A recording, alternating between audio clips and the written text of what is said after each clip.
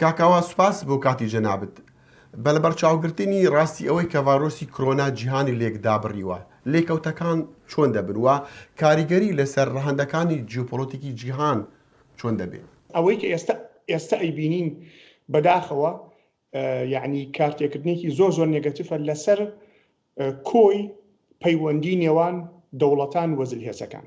ئەوەی کە ئەیبینین بریتیە لە پەرتەوازەیەکی یعنی بێ ئەندازە لەسەر ئاستی سیاسەتی جیهانی. هەر وڵاتە و بۆ خۆی، ئەوەی بە کوردی خۆمانەڵێ هەر یەکە و بۆ خۆی. یعنی تەنانەت کار گەشتۆتە ئەوەی مەسەلەن بۆ نمونە هەندێک دەوڵەت دەست بگرن بەسەر هەندێک ماسکە کە بۆ نمونە وڵاتێک داوای کردووە لە سین بەوێ تێپەڕێت دەستیان بەسەرا گرتووە و ئەڵێ ئێمە بەپێی یاسا هەندێک یاسا بۆمانەیە دەستی بەسەرا بگری. یعنی کار گەشتۆتە ئەمە و ئەمە طبعا يعني کاتێکنێکی زۆر خراپە.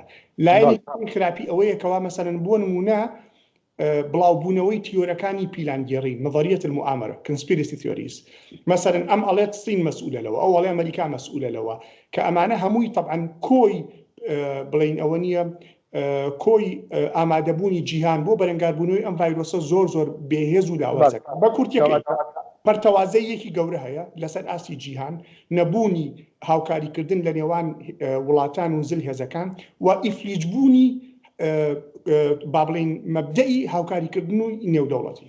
کەواتە بەهۆی لە یەک دابڕاندنی وڵاتان لە یەکترا ئەکرێ بڵین کە کۆرۆنا ڤایرۆسێکە تایبەتە بۆ ئیفلیشکردنی گلۆبەلایزیشن بە جیهانگیری یان جیهانگیری یانش بە عەکسەوە لەبەر ئەوەی جیهان هەموو وڵاتان پێکەوە شەڕی ئەم ڤایرۆسە دەکەن ئەکرێ بڵین کە ئەمە ئەبێ بەهۆی ئەوەی کە ئەولەمە یان گلۆبەلایزیشن بەهێزتر دەبێت. بە بۆچوونی من یعنی ڕاز نییە کەوا بڵین جیهانگیری کۆتاییەت، ئەمە ڕاز نییە. بێگومان ئێمە لە قۆناغێکی زۆر هەستیارین حالیان، بە قۆناغێکی زۆر هەستیارە تێپەڕین لەبەر ئەوەی جیهان بەهۆی جیهانگیری ینی بووە بە لادێکی پچکۆلە. ئەم لادێ پچکۆلە هەموو ئابووریەکان بە تایبەتی ئابووریە گەورەکان چین، ئەمریکا، یەکێتی ئەوروپا، وڵاتانی کە هەمووی یاعتیمادیان لەسەر یەکتریە بەیەکەوە بند بوون. لەبەرەوە تۆ هەرچەندە بڵین ئەوە نییە وڵاتێک یا چەند وڵاتێ هەوڵ بدەن کەوا کۆنتترۆلی پرۆسەکە بکەن ناتوانن. لەبەرەوە بە کورتیەکەی ڤایرۆسی کۆرۆنا کۆتایی جیهانگیری نییە، بەڵام تەسیرێکی گەورە بەجێ هێڵە لەسەر هەموو پرۆسەی جیهانگیری. باشە کاکاوە گۆڕانکاریەکان کە چاوەڕوان ئەکرێ لە جیۆپۆلیتیکی جیهاندا بەهۆی بەڵاوبوونەوەی ئەم پەتایە چۆن دەبن؟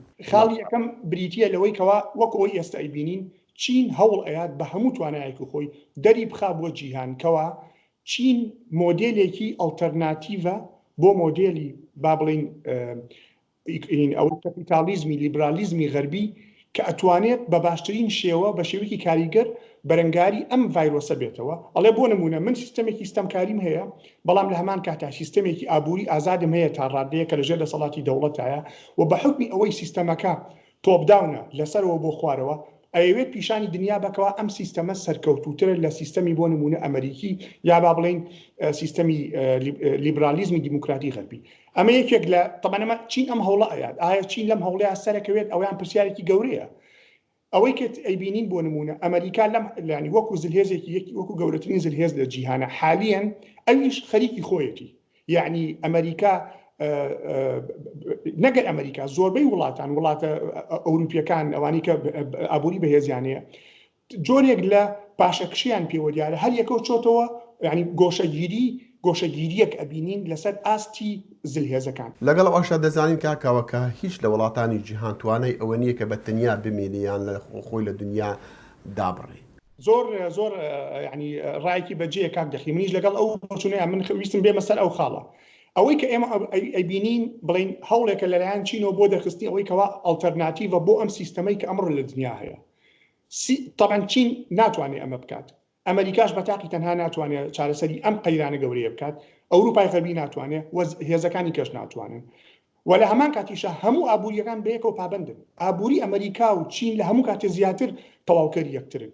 بە هەمان شێوە ئابووریەکێتی ئەوروپا هەرچەند هەوڵ هەبێت یعنی بۆ ینی با بڵێنەوە نیە کەنارگیری و گۆشەگیری نەتەوایەتی و لە داهاتووشە بێگومان لە ئەوروپا بینین لە وڵاتانی کەژە بینین هێزە ڕاستەوەکان هەوڵ ئەدەن ئەوانەی کە ناشنالیستن کەوا بڵێن ئەها ئێمە پێمان وتی چاکترین حل بۆ ئەوەی ئێمە دەربازمان بێ داخستنی سنوورەکانە هەر یەکە و هەوڵ با خۆی کێشەکە چارەسەرکە بەڵام ئەمە خەونە بە هیچ شوەیە ئەمە ناتوانێت سەر ناگرێت نەچین نە ئەمریکا نە وڵاتانی کاتوانن بە تاقی تەنها چارەسەری ئەم قەیرانە گەورەیە بکەن تەنها ئەڵتەرناتیڤێک ئەگەر بمانەوێت بە ئاسانی لەم قەیرانە دەربچین وە سیستەمێکی نوێ دابڕێژین کە دادپەروەری زیاتری پێوە بریتە لە هاوکاریکردنی نێودەوڵەتی نەک گۆشەگیری نەتەوایەتی.